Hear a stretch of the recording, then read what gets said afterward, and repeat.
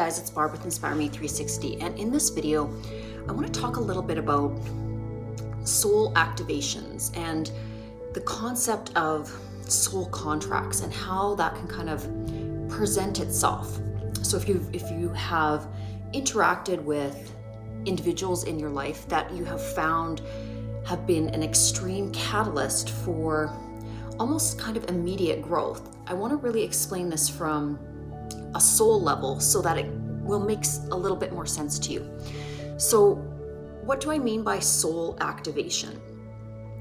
When we are incarnating here on earth and we have this essentially blueprint that we have pre-designed in many cases before we come into this incarnation. And I say in many cases because obviously there are some souls that come here with really no particular blueprint, or rather that their desire in this incarnation is to kind of have a resting life or a more playful life where there isn't going to be a lot of learning. It's just more experiential. But when we have created this blueprint for any incarnation, usually the way that it's done is, again, it's going to be with your spirit guides, your soul team, and it happens before, of course, you are incarnate into a body. And within this blueprint, there are many essentially choice points or recalibration points, and this is due to, of course, free will and karmic law. So as we essentially pass different elements of our life's plan, we have the opportunity to open up within the quantum field more possibilities and more potentials within that core blueprint that we pre-designed. And again, this is all part of the process. This is essentially what we would call Earth School and how the system works. If you look at karmic law, essentially it is this system of checks and balances. So if you are choosing something that is aligned with a high vibration or will bring you good karma, that opens up a realm of higher possibilities within the potential timelines that you can experience in a given life. There's also carry forward. So we have multiple lifetimes, depending on what you believe, of course, but in what I'm teaching, it's based on multiple lifetimes because, of course, we incarnate and we are eternal beings, and this is the process, and this is the way that it works.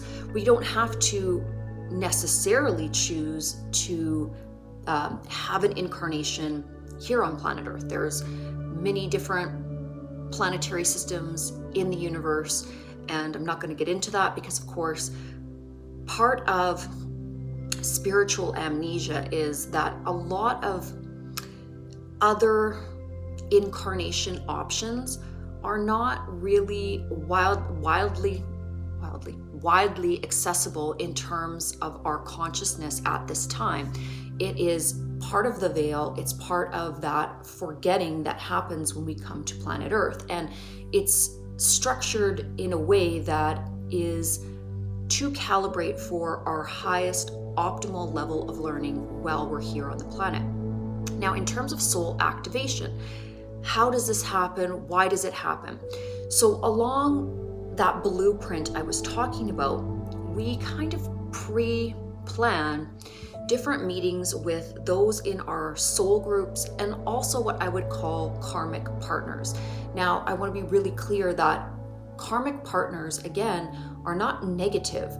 They are just individuals that would not share a core soul frequency that is similar to ours and would not necessarily be in our core soul family group, but they are, highly gifted individuals that will project or help to move us through some of the most difficult lessons. And again, oftentimes when we call them karmic, it's because they are working within the karmic system. Now, how are we activated, or what are the options for activation? So when a soul shares a very similar blue, like core soul frequency to you, which again, it's different than a life plan blueprint, but I have talked about essentially a blueprint of one's soul as well. Okay, so those are two different things. But when another soul shares a very similar frequency to your own, they have the ability to kind of be drawn towards you at certain key points within your life's incarnation. And when this happens, usually there's a very deep recognition at a soul level. Now, this recognition may not come at a three-dimensional conscious level. It may be, again, very subconscious, but what it will undoubtedly do, and how you will know that that person was here as a sort of an activation mechanism for you, is that, again, after meeting that individual, you will start to live life very differently. Oftentimes, it will be a specific raise in your consciousness, or you will start to have different gateways unlocked for you. So parts of your consciousness, or maybe your remembrance of past lifetimes, soul mission, your purpose here, will start to be illuminated for you after meeting that individual who was essentially that catalyst for that activation, essentially. Now, there's also individuals that I would, again, deem as karmic individuals, and these individuals, again, can really help to catalyze your spiritual growth. They can really help to propel you with this incredible momentum that precipitates change. However, the reason that, or the way that you will identify another soul that is helping you through the karmic system, is a lot of times there's a lot of very triggered mirroring that feels highly uncomfortable. You won't feel a lot of necessarily unconditional love, peace, or safety in their presence. It's more a pressurization that will trigger growth, rather than a gentle, warm, loving, unconditional energy, which tends to be those that share a core soul frequency to you. When you're in that kind of a catalyst situation, it will feel very warm. And that's how you'll know that even though you're making these massive changes, and they're oftentimes very, very good in terms of your spiritual ascension, that again, the feeling will feel very comfortable, because again, your core soul frequency is in line with that individual that has come into your life space. And when it's karmically based, it's going to feel very uncomfortable. So this uncomfortable pressure, oftentimes, again, it will propel you into massive amounts of change, but it will do so from almost like a negative polarity, or a negative push, sort of that pressure that creates the diamond. And both are extremely important. Both types of lessons are essential for our spiritual growth. So that's why in the system of the higher realms, or that absolution of unconditional love, we see both parties, or both presentations of the soul's journey as positive eventually, because even the most difficult lessons, even though they are extremely hard, when we're learning them in the totality of their correctness, they yield, again, that upward momentum of illumination and that propulsion to that ascension within our soul's journey, our frequency, right? Our vibrational frequency. And so, again, if you have ever met an individual, because again, we meet people all day long, every day. And normally, under normal circumstances, there's not a lot of these everyday meetings. There's acquaintances, there's people that you'll bump into in the grocery store, at school, at work. And they have very little effect on you. You know, they can bother you or really lift you up in the moment, but there's no real catalyst for you to change in meeting them. And so again, that's how you'll recognize that these are just individuals in your life. But when you are faced with an individual that has been specifically predetermined to be a soul activation for you, again, generally speaking, it is prearranged before the incarnation. Sometimes it isn't prearranged before the incarnation, and it's sort of like a wild card. And again, that is what Earth is. Earth is a very wild card energy, and certainly we can have these episodic instances where somebody is very much a catalyst or an activating soul, but it wasn't pre-planned. And that's where, again, it can get a little bit tricky trying to decipher all of these different experiences that we go through. When the field essentially allows this wild card energy or this wild card activation to come towards any soul, it would not be essentially allowed in the field unless that soul was of a very high standing calibration already. There is protection mechanisms within the law of attraction, the quantum field, karmic law, everything to do with the way that Earth as its school works. So it's nothing to fear. And that's really the fundamental principle that I really want to teach here, is that there is essentially within all things nothing to fear. All catalyst yields growth.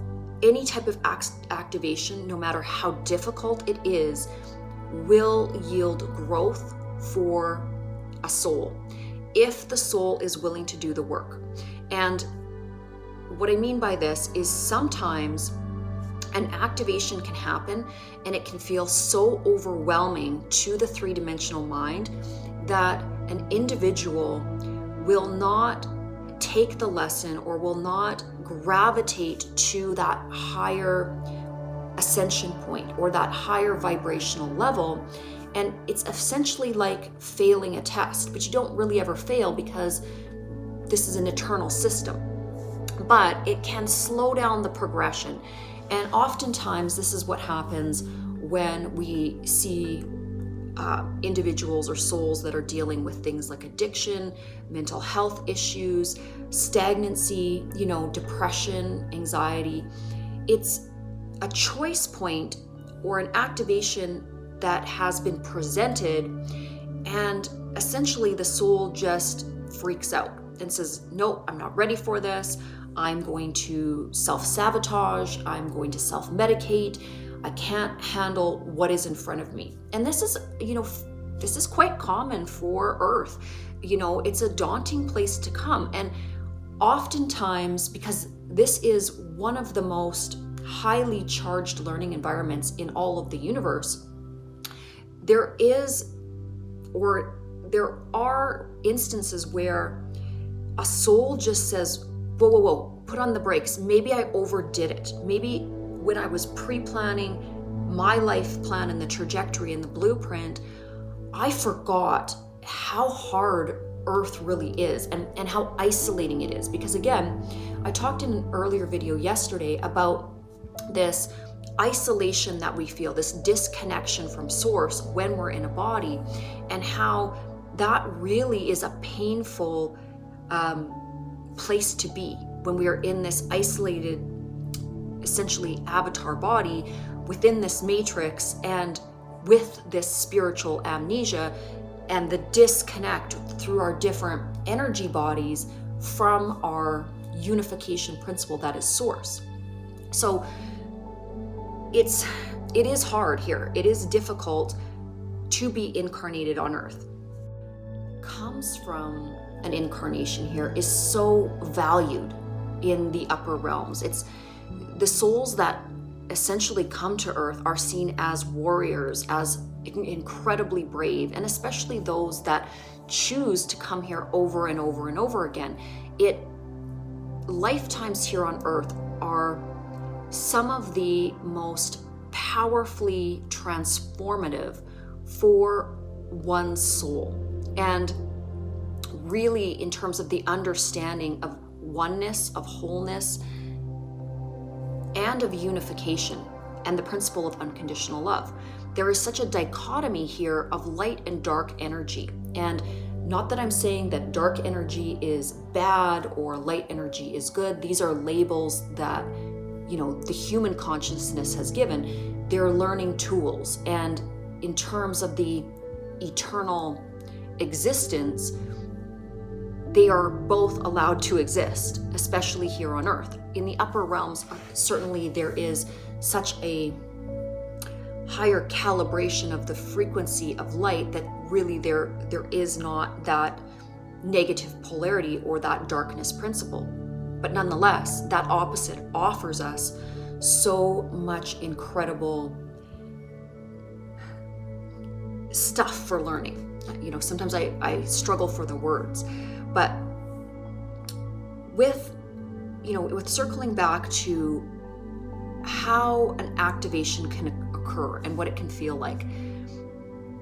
Essentially, if you are in the middle of this sort of ascension or activation, or if you have gone through this before, I've gone through many of these instances where I will meet a soul that I feel very much so is part of my soul family.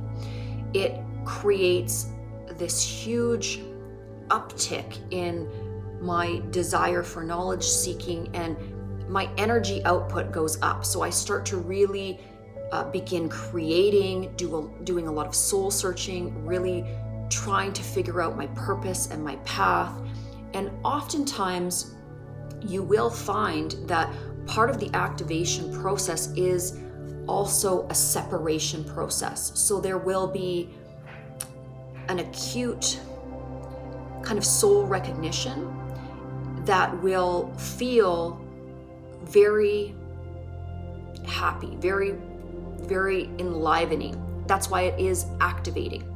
And then as that activation is turned on, then essentially a separation occurs so that whatever is meant to be activated can start to take root and grow.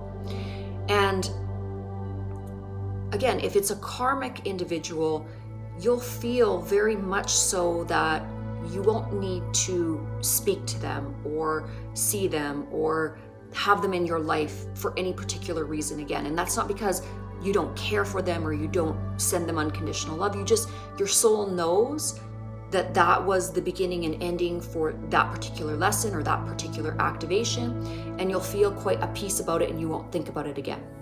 Now, in the case of individuals that are in your soul family, if they are meant to activate you and there is that eternal bond due to, again, your frequencies being so similar, then you will always hold a space for them in your life. Even at a distance, they will always be in your consciousness, if that makes sense. And that's how you'll know that they are essentially part of your soul core family group. And you shouldn't find this painful. If there is distance or if there is non-communication, but you're still thinking of that individual, again, that's just confirmation that they are very similar to you. And there's a reason why you are keeping them in your consciousness. It may be for down the road. There may be another purpose along that life blueprint that you and that very similar soul have in terms of your incarnation here on Earth. And again, that's why they're held within your consciousness. And so to remember not to identify separation with pain. If we can move through our daily lives as these shifts happen, as different energies enter and exit our life, and if we can keep this very high vibrational knowledge of the reason why, it reduces fear, it reduces pain, it reduces neediness. It allows you to open your heart to this unconditional love because it needs nothing. It doesn't need any other soul or being or human body right there in front of it to exist. It simply does what it's here to do. And that is the establishment of really anchoring oneself within your life path and within your own beingness. So I'm going to wrap this video up. I don't want to go endlessly into it, but essentially, again, I'm making these videos to reduce fear, reduce the mental suffering, to reduce the unknowingness of why some of these things feel so painful when you are in an activation phase or you are experiencing an extreme amount of catalyst. Everything is for your higher good. Everything is helping your soul's learning progression. So have a wonderful Friday, have a wonderful weekend. And again, if you have any questions, please just pose them to me and I will do my best to make a video about it. And yeah, I'm going to sign off.